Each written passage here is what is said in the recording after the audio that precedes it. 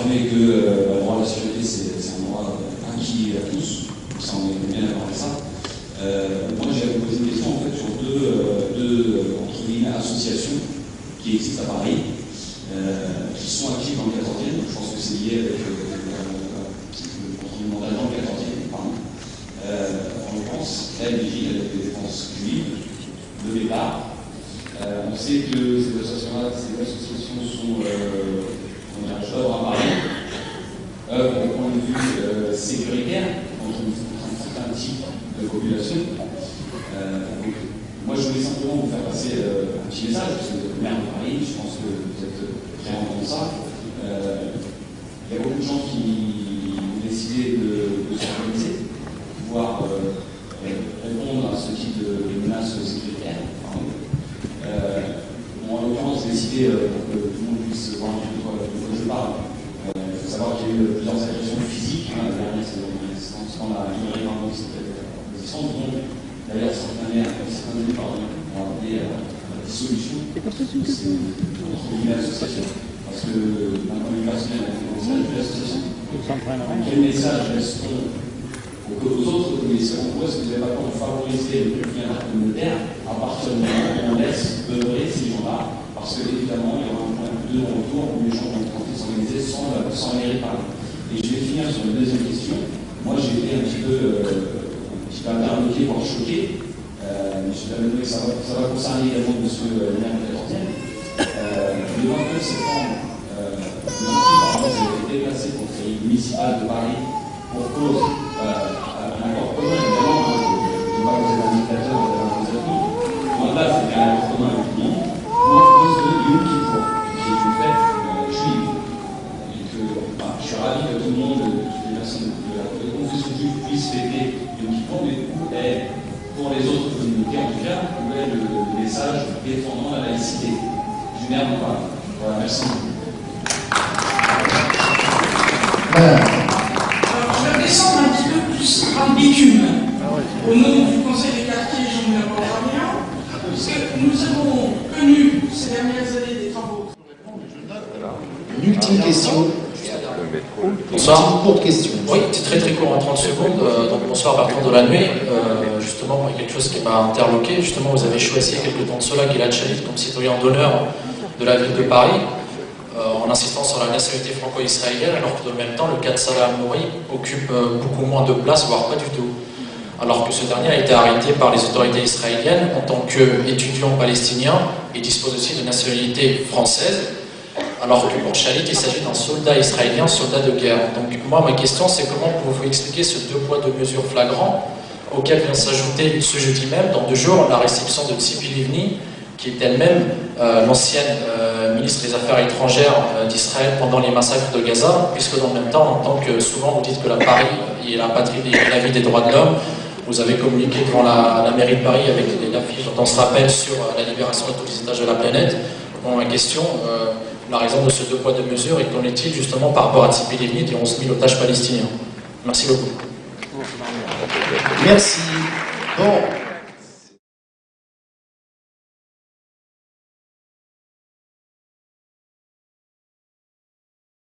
Où j'en suis? Il y a des trucs, des amalgames, le pétard, l'Ivni, l'Algérie, Amoury, attention. D'abord, Paris est une ville extrêmement engagée pour la paix. Et Paris est une ville vraiment qui, aussi bien pour le droit du peuple palestinien, a un État libre. Vous allez me laisser parler, si vous voulez. Que pour le... Non, j'ai développé ma conviction. Que pour... Mais on m'a parlé d'Ivni, je réponds à plusieurs questions. Je vous ai fait allusion à l'Ivni. Oui, avant de parler de... Et je dis attention. Attention, et je mets d'abord un contexte. Paris est une ville très engagée pour les droits des peuples. Le peuple palestinien comme le peuple israélien. Les deux. Et Paris est une ville extrêmement engagée dans le dialogue avec les Palestiniens et avec les Israéliens, et justement avec les forces de paix. Je veux vous dire que nous avons des coopérations décentralisées importantes avec des villes palestiniennes, avec des villes israéliennes. J'y vais régulièrement. Et même, nous avons pas mal de coopérations croisées à trois, israéliens, palestiniens, Paris. Même si on ne le dit pas toujours pour pas trop emmerder ceux qui ont le courage de le faire.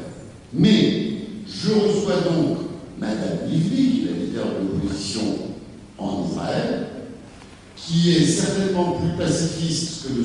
Netanyahou, et bien sûr, comme je reçois Mahmoud Abbas, et comme je reçois les autorités palestiniennes, sans hésitation. Je reçois les représentants légitimes du peuple palestinien, je reçois les représentants légitimes du peuple israélien. Deuxièmement, c'est là on est encore sur la dernière question. Oui, Paris est engagé et pour Gilad Shalit et pour Salah Hamouri. D'ailleurs, lorsque j'ai fait mon dernier voyage au Proche-Orient, et en concertation toujours avec les autorités palestiniennes et les autorités israéliennes, j'ai rencontré le père de Gilad Shalit et j'ai rencontré les parents d'Hamouri. Et la veille de mon rendez-vous avec Shimon Peres pour lui demander ce que je lui avais déjà écrit, la grâce de Salah Hamouri. Donc il n'y a pas de poids de mesure. Il y a deux jeunes gens qui sont dans des conditions totalement différentes. Deux binationaux, français, israéliens pour l'un, français, palestinien pour l'autre. L'un est en prison dans des conditions qu'on identifie, on sait où il est, ses parents lui rendent visite. C'est Salah Hamouri. Je demande sa grâce. Je veux sa liberté. L'autre est dans des conditions inconnues, bref, voilà, je vais pas faire un dessin. Je le défends aussi. Voilà, donc sur ce point-là. Après, ici, à Paris, je refuse d'abord le principe même de l'autodéfense. Pour qui que ce soit. Je me suis battu contre des gens proches du Front National qui voulaient s'organiser en autodéfense. Ça, c'était pas un communautaire. Je suis contre. Et je n'accepterai jamais, et c'est pas moi qui vais voir la police à Paris, c'est le préfet de police, je n'accepterai jamais l'idée qu'on se fasse justice soi-même. Il faut être protégé par la République et protégé par la collectivité contre les menaces, quelles qu'elles soient et quelle qu'en soit leur nature. Quand les mouvements, les uns ou les autres, deviennent des mouvements dangereux, intolérants, voire violents, je les condamne. Mes chers amis, vous m'avez parlé d'une librairie, etc. Je connais tout ça par cœur.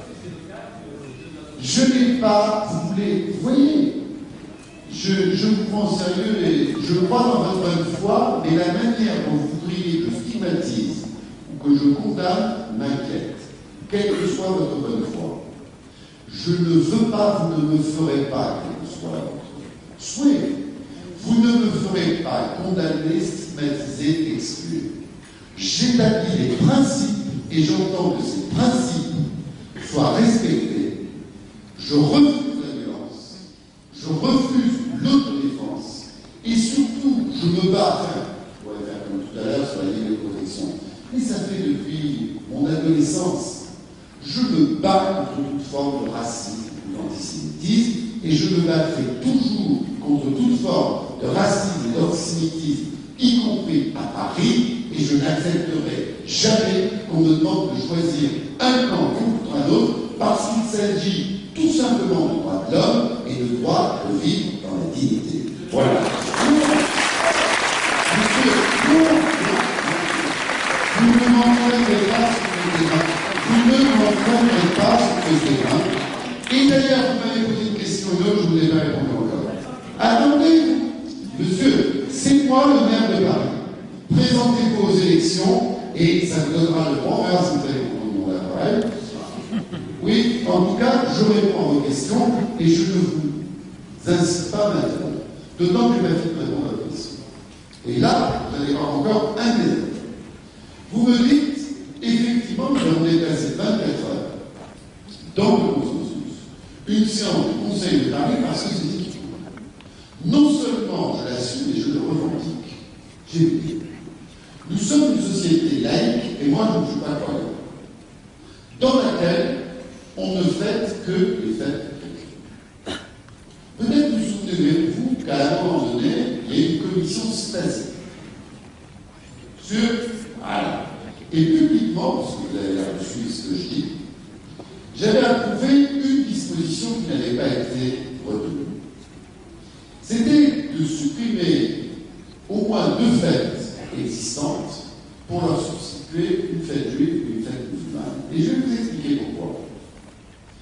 Pratiquement tous les jours fériés en France aujourd'hui sont d'origine chrétienne. Qu'est-ce que le 15 août? L'Ascension. D'ailleurs, mon ciel dans la religion pas chrétienne, mais catholique. C'est pas les protestants, on pense pas pareil. Bon, qu'est-ce que l'Ascension? Qu'est-ce que Pentecôte? Pâques, Noël. Ouais, bon, heureusement, il y a le 14 juillet, 8 mai, le 11 novembre. Le 1er mai. Mais les fêtes non d'inspiration chrétienne sont minoritaires. Eh bien, moi, j'aurais trouvé normal qu'il y en ait 2 d'inspiration chrétienne, même si nous sommes historiquement d'origine plutôt chrétienne, mais ce qu'on veut, hein. Mais nous sommes une société qui a évolué et dans laquelle l'identité culturelle juive et musulmane sont des identités, mais tout à fait importantes de l'identité française. Et donc, j'ai envie qu'on les respecte. Vous savez, moi, je suis né dans un pays musulman. Et j'ai vécu surtout dans ce pays arabe, quand ce pays était indépendant. Et c'est ainsi que je l'aime. Et nous, les enfants, nous étions les rois du monde. Parce qu'on fait des tout. Les fêtes chrétiennes, les fêtes musulmanes, les fêtes juives. Et bien, figurez-vous, je continue. Je ne suis pas croyant. Et je fête toutes ces fêtes-là. Et l'identité de la France, c'est d'abord la laïcité, le respect de ceux qui ne croient pas, mais aussi le respect de ceux qui croient, quelle que soit leur croyance, et si possible, s'ils peuvent vivre ensemble aussi leurs différences, c'est beaucoup mieux. Donc voilà ma réponse. Alors, j'en reviens, monsieur. Pourquoi je ne répondrai pas au conseil de quartier? Non, monsieur, non, non et non. Non, non. Écrivez-moi, je vous répondrai. Mais je légitime des affrontements. Monsieur, ça, encore une signature. Sinon, je suis. Voilà. Les propos que je viens de tenir sont des propos d'affrontement. Tout le monde avait compris ça. Bien. Eh bien, vous m'inquiétez beaucoup, monsieur, parce que je croyais plutôt à votre bonne foi quand il y a l'interrogé. Bon.